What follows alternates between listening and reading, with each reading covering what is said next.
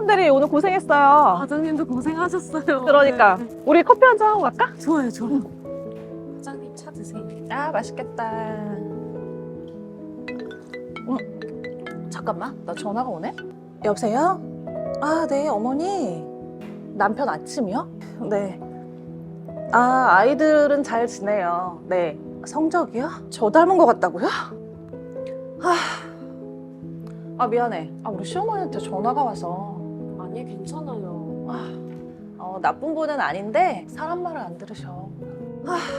자기도 힘든 일 있다고 하지 않았어? 저야 늘 항상 있죠. 동생들이 많으니까요. 정서봐, 무슨 일이야? 아, 맞다. 너 집 구하고 있지, 지금. 아, 정말? 얼마나 모자른데? 누나가 한번 마련해 볼게. 누리야, 병원 생활은 어때, 지금? 병간호 해주시는 분이, 갑자기 일이 있으셔. 그래? 그러면 언니가 한번 회사에 얘기해가지고 월차랑 휴가랑 한번 다 써볼게. 근데 사람들이는 나보다 상황이 좀 안 좋은 것 같은데 너무 밝아 보여. 비결이 뭐야?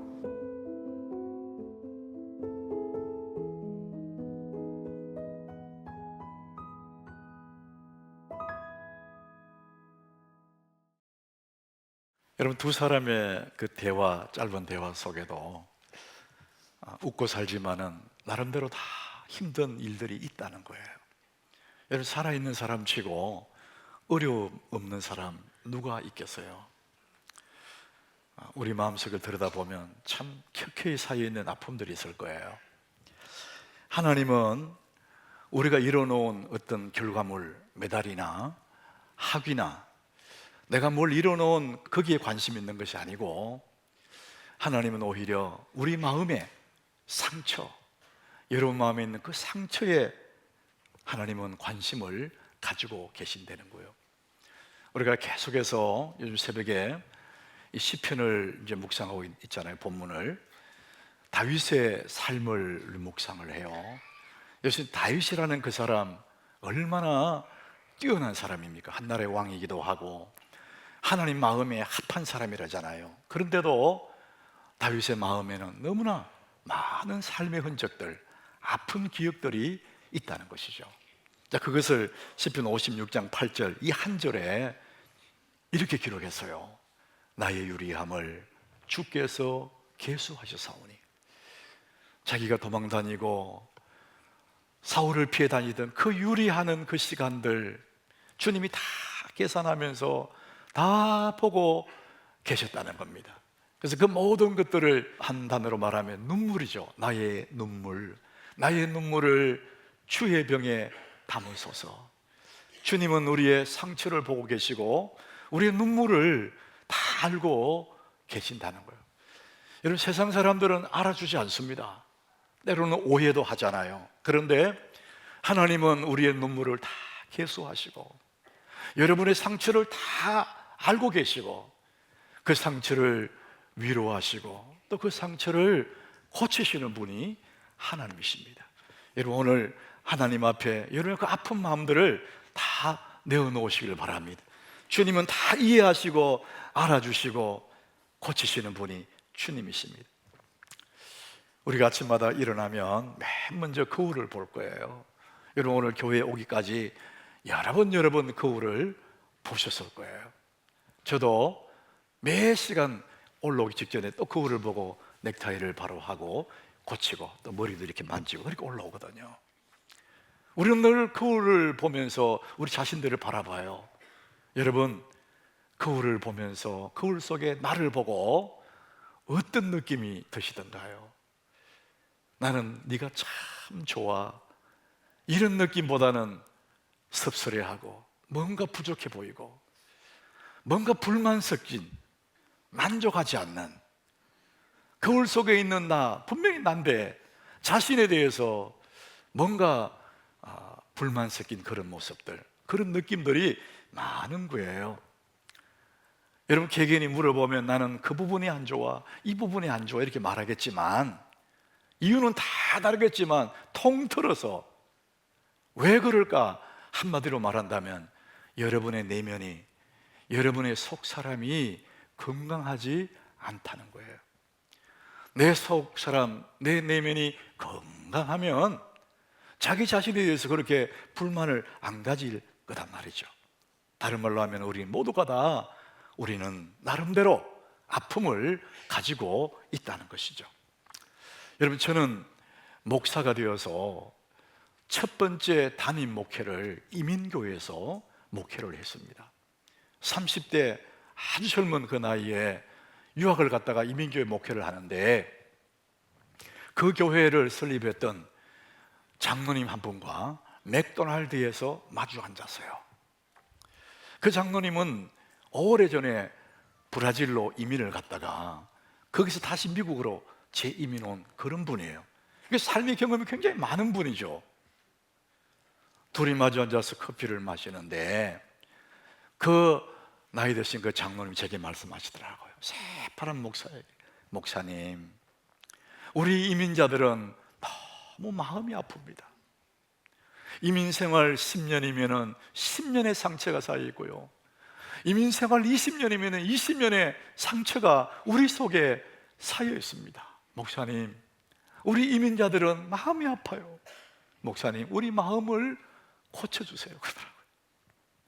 여러분, 목사가 무슨 마음을 어떻게 고칩니까? 근데 저는 그때 내 마음속에 확 다가오는 게, 그래, 모두가 마음이 아프구나. 여러분, 몸이 아프면 병원 가지 않습니까? 약국 가서 약도 지어 먹고 하지만은 마음이 아프면 어디로 갑니까? 갈 곳이 없잖아요. 또 누가 알아주지도 않고 말이죠. 그래서 모두는 마음이 아픈 거예요. 저는 6남매 막내로 자라나서 이제는 제 혼자만 달랑 남았어요. 그래서 저는 막내기 때문에 엄마를 따라 자꾸 많이 다녔거든요.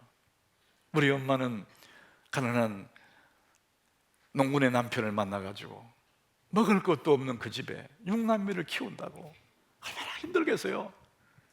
거기다가 할머니, 시어머니가 있었는데 저는 할머니 얼굴을 기억 못하는데 엄마 얘기 들어보면 아주 별난 할머니라는 거예요. 그러니까 먹을 거 없는 데다가 자식들은 많죠. 시어머니 별나죠. 너무나 한이 쌓인 거예요. 그래도 엄마는 시골 농사 짓는다고 저를 데리고 이제 밭에 가요. 콩밭에 가서 엄마는 콩밭 멜 때 저는 할 일이 없으니까 밭둑에 앉아서 놀다가 심심하면 누워서 하늘을 쳐다보고, 이 누워 있으면은 엄마는 콩밭 사이에 콩밭 매면서 너무 서러운 자기만의 고뇌를 셀프 토크를 하는 거예요. 서러운 노래를 부르더라고요. 아주 구성진 목소리로 울면서 가슴에 한을 토해내는, 그러면서 콩밭 매는 엄마의 그때의 그 느낌, 그때는 저는 몰랐는데 나이가 들어가면서 엄마가 생각날 때마다 참 그 마음에 켜켜이 쌓여있는 아픔이 있구나, 이것을 알게 된 거죠. 사랑하는 여러분, 이 땅에 사는 사람 치고 아프지 않은 사람 아무도 없어. 마음에 상처가 없는 사람 한 사람도 없어. 다 아픔을 아는 채로 살아가고 있는 거예요. 자, 오늘 읽은 이 본문의 15절에서는 이 아픈 상처를 뭐라고 얘기하느냐, 선뿌리 이렇게 말합니다. 너희는 하나님의 은혜에 이르지 못하는 자가 없도록 하고 또 선뿌리가 나서 괴롭게 하여 많은 사람이 이로 말미암아 더럽게 되지 않게 하며, 이 선뿌리를 얘기했는데 이 성경에서 선뿌리를 정확하게 해석하면 교회 안에, 그 당시에 교회 안에 들어와 있는 이단 세력이에요. 조용히 아무도 모르게 들어와서 하나님의 자녀들을 하나님과 멀어지게 만들어버려요. 이상한 말을 자꾸 해가지고 이 사람들이 선뿌리랍니다. 이 사람들 때문에 많은 사람들이 괴로움을 당하고 더럽게 되고 하나님의 은혜에 이르지 못한다, 이런 표현을 쓰고 있습니다. 이 선뿌리, 교회 안에 잘못된 사람들이 얘기하는 거예요. 그런데 이것을 우리 자신에게 적용하면 이 심리학에서는 삶의 아픔들을 얘기하고 살아온 삶의 상처들을 이 선뿌리로 이렇게 적용할 수가 있는 것이죠.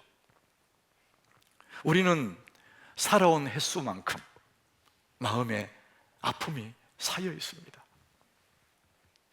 이 상처는 내 인생에 살아오면서 쌓여 있는 삶의 흔적이에요. 이게 쓰레기 같은 것도 맞지만은 어쩌면 삶의 흔적입니다. 왜 이런 일이 생기냐? 왜 이렇게 아픔이 생기냐? 여러분, 그 원인은 사람들이 여러 가지로 말하지만 아주 단순한 겁니다. 제가 여러분에게 한번 물어볼게요. 여러분, 살아오면서 우리가 누군가가 말다툼하고 막 싸우지 않습니까? 누구와 가장 많이 싸우셨습니까? 분명히 싸웠는데 누구가 가장 많이 싸웠을까? 여러분, 친구와의 싸움은요, 몇 번 싸우면 그 친구가 단절해버립니다. 그럼 안 싸워요. 끝이에요. 가장 많이 다투고 싸운 사람은 배우자입니다. 여러분의 남편이고 여러분 아내입니다. 다른 말로 하면은 내가 가장 상처받은 사람은 저 멀리 있는 사람이 아니에요. 아주 가까이 있는 사람에게 상처를 받았고 상처를 줬다는 거예요. 여러분, 제가 또 한번 물어볼게요. 여러분, 살아오면서 막 화를 낼 때 많았을 거예요. 막 화가 나가지고 막 화를 낼 때. 누구에게 가장 화를 많이 내셨나요? 여러분의 자녀들입니다. 부모는 좋은 마음을 가지고 이렇게 가라 하는데 저놈이 자꾸 저리 간다면 그 화가 나는 거예요. 가장 화를 많이 낸 대상이 여러분 자녀들입니다. 여러분, 우리가 살아오면서 화를 내고 싸움하고 상처 줬잖아요. 그런데 나 또한 상처를 받았지만 나도 상처를 많이 줘서 누구에게 가장 상처를 많이 줬을까? 누구 마음을 가장 아프게 했을까? 여러분 잘 모를 거예요. 잊어버렸으니까. 상처 준 건 잊어버리거든요. 받은 것만 기억하고. 여러분 잘 생각해 보세요. 누구에게 가장 상처를 많이 줬을까? 여러분의 부모님입니다. 생각도 안 날 거예요. 부모는 너무나 속상하고 아파요. 자식은 그걸 모르는 거예요. 여러분, 상처는 가장 가까이 있는 사람, 함께 늘 얼굴을 맞대는 그 사람들에게 상처를 주고 또 상처를 받아요. 우리는 모두가 가해자임 동시에 피해자입니다. 여러분, 요셉을 보시면 요셉, 형들에게 상처를 받잖아요. 형들이 자기를 팔아버리잖아요. 얼굴 모르는 사람이 상처받는 게 아니에요. 가장 가까이 있는 사람이 상처를 받아요. 여러분, 이런 상처를 받으면 어떻게 되냐? 이런 선뿌리 아픔을 가진 사람 삶의 모습이 어떠냐?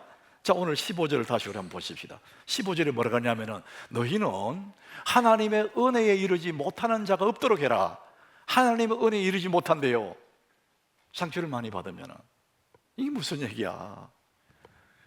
이 말씀은요, 믿는 자에게 하시는 말씀이거든요. 이미 하나님 자녀에게 하시는 말씀이에요. 그런데 하나님은 이르지 못하도록 해라.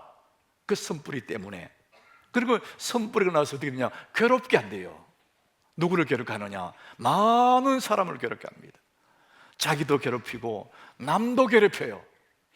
이게 내 속에 아픔이 많아서 상처에 많은 사람의 모습이 그렇습니다. 자기도 불행하고 다른 사람도 불행하게 만들어요. 자, 그래서 오늘 본문 14절에 뭐라고 하느냐면은 모든 사람과 더불어 화평함과 거룩함을 따르라 그럽니다. 너희들이 모든 사람과 화평함과 거룩함을 따르지 않으면 어떻게 되느냐? 이것이 없이는 아무도 주를 보지 못하리라. 천국 못 간다 그런 얘기가 아니고 하나님의 은혜를 누릴 수가 없다는 겁니다. 마음의 아픔이 많으면, 다른 말로 하면 관계가 깨진다는 거예요. 다른 사람과 늘 가시처럼 말을 하고 그 사람을 비난하고 해서 관계를 자꾸 깨버리는 거예요. 그래서 모든 사람과 화평하지 못하는, 그러면은 하나님의 은혜를 경험할 수가 없대요. 사람의 행복은요, 많은 경우에 좋은 관계에서 누려요. 아내를 사랑하고 남편을 사랑할 때 너무 행복하잖아요. 자식이 부모를 존경할 때 너무나 행복한 거예요. 근데 그 관계가 깨지면요, 불행해요. 인간의 행복과 불행은요, 많은 경우에 관계에서 오는데 관계가 깨졌어요. 그래서 모든 사람과 더불어서 화평함과 거룩함을 따르라. 관계를 회복해라. 그래야 네가 행복하다. 이런 말씀합니다. 자, 여러분, 우리는 모두 살아오면서 삶의 흔적과 아픔을 가졌다. 여러분이 말씀드리지 않습니까? 때로는 너무나 아픈 기억들이 있을 거예요. 누구에게도 말하고 싶지 않은 나의 아픔의 비밀이 있을 거예요. 여러분, 그럼에도 불구하고 여러분, 그 상처받았다고 내 인생이 망하는 법이 없어요.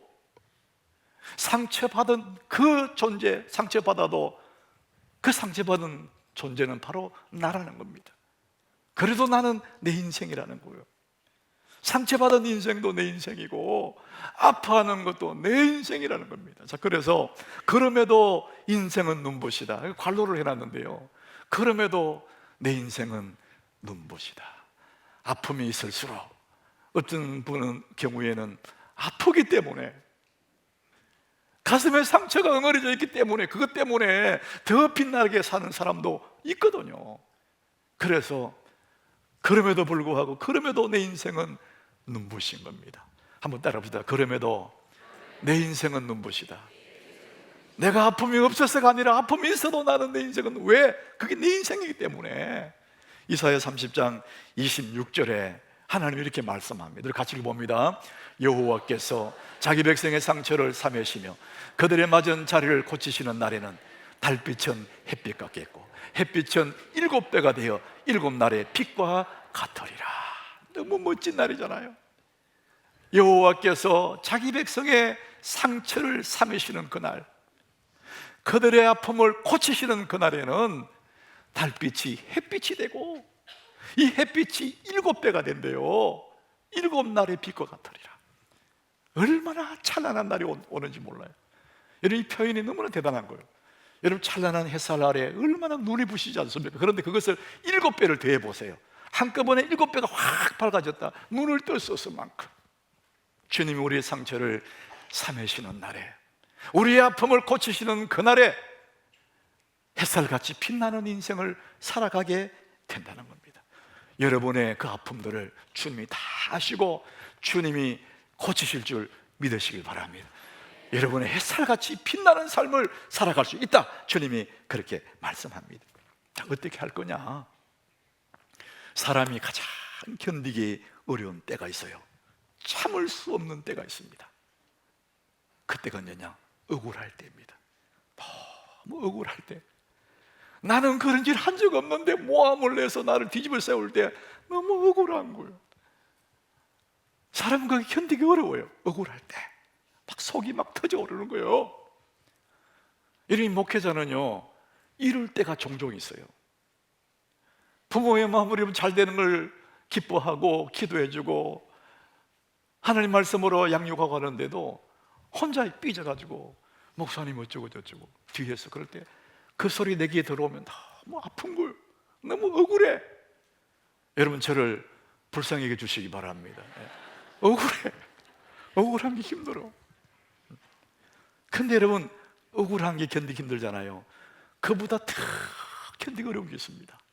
그게 뭐냐면 수치를 당할 때. 너무 그거는 차라리 죽는 게 낫다. 수치심, 차라리 죽는 게 낫다. 이런 생각할 때가 있거든요. 여러분, 그럴 때 있었나요? 우리 예수님이 억울함과 수치를 다 당하셨어요. 마태복음 26장 67절에 보면 군병들이 예수의 얼굴에 침을 뱉어요. 예수님 침 뱉을 만한 잘못한 게 없거든요. 근데 예수의 얼굴에 침을 탁 뱉어요. 그 주먹으로 얼굴을 쳐요. 너무 수치스럽잖아요. 그래서 손바닥으로 때려요. 여러분, 억울한 것도 힘들지만 이런 수치는요, 견디기 어려워요. 이런 수치의 억울함을 당할 때도 주님이 입을 열지 않았대요. 난중에는 십자가에 달아놓고 옷을 벗겨가지고 자기들끼리 막 나눠 갔잖아요. 여러분, 옷 벗김 당했다, 사람들 앞에. 얼마나 수치스럽습니까? 침뱉임 당하고 옷 벗김 당하고 억울하고 분통 터지고 너무나 수치스럽고, 다른 말로 하면 상처를 다 받은 거예요.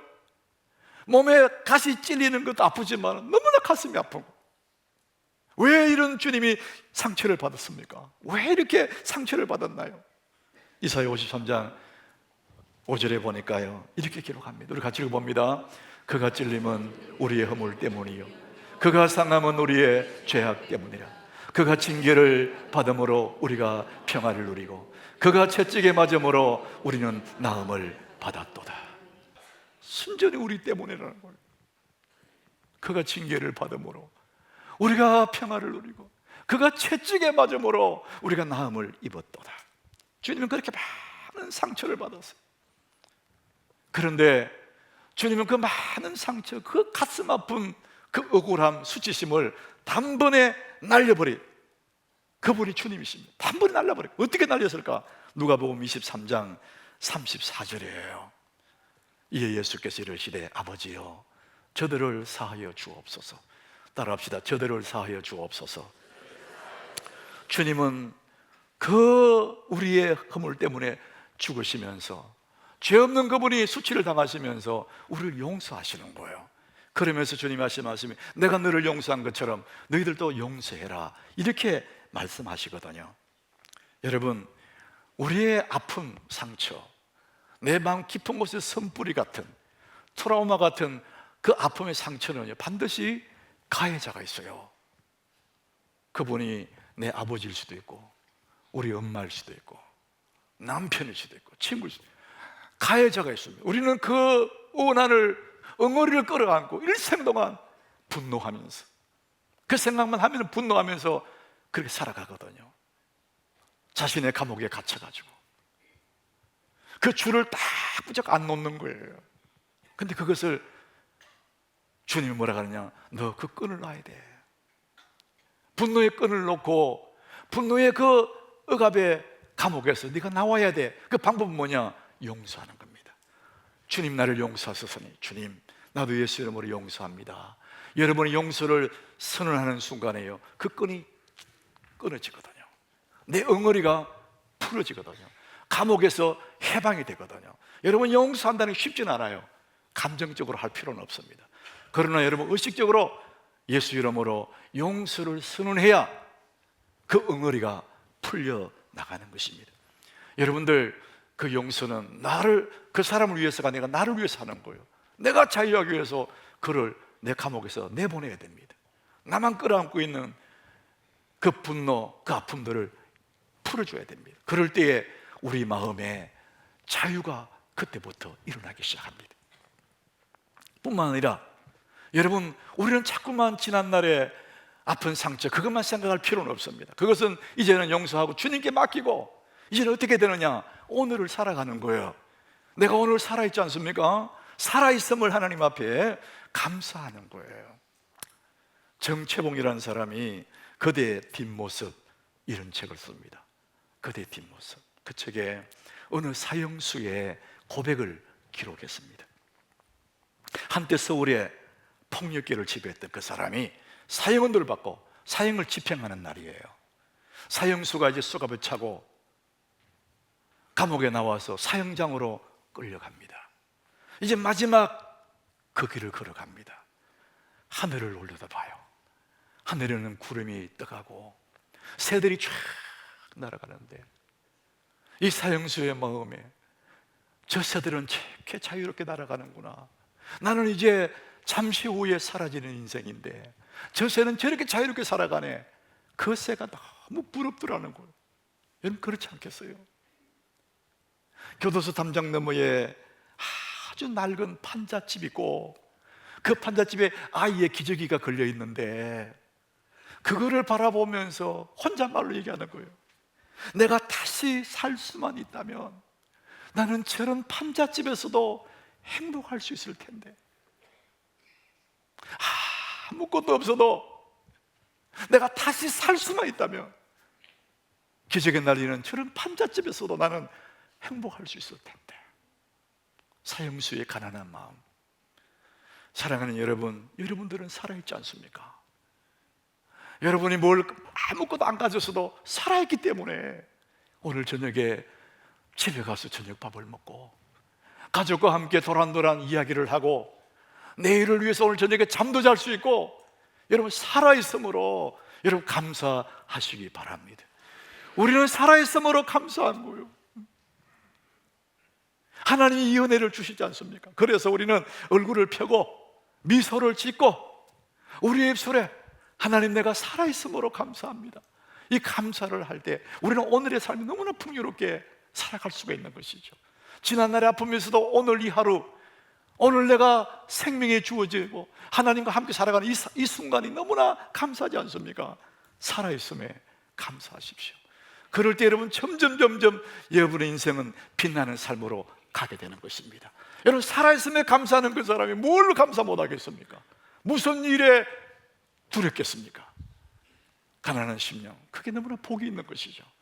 우리 한번 따라합시다. 하나님, 살아있음을 감사합니다. 여러분 살아있다는 것이 눈부신 삶이 아닙니까?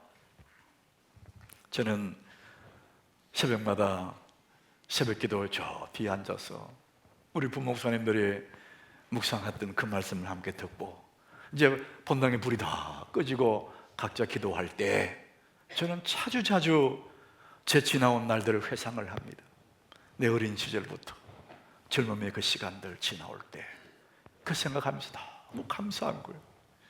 눈을 뜨면 아무것도 잡힐 거 없는데 하나님 앞에 엎드릴 때마다 내 가슴 속에 꿈을 주시고 아지랑이 아물거리는 그 벅찬 감동도 주시고 그때를 생각해 너무나 감사한 거예요. 하나님 그때도 아무것도 없는 나에게 이런 비의 은혜를 막 부어주셔서 내 젊은 날을 그렇게 살게 하셨는데 이제 중년을 지나서 장년을 지나가는 이 시점에도 주님 여전히 늦은 비의 은혜가 필요합니다. 주님 젊을 때에 이런 비도 주셨는데 지금도 늦은 비의 은혜가 필요합니다. 저는 내게 은혜를 부어 주옵소서.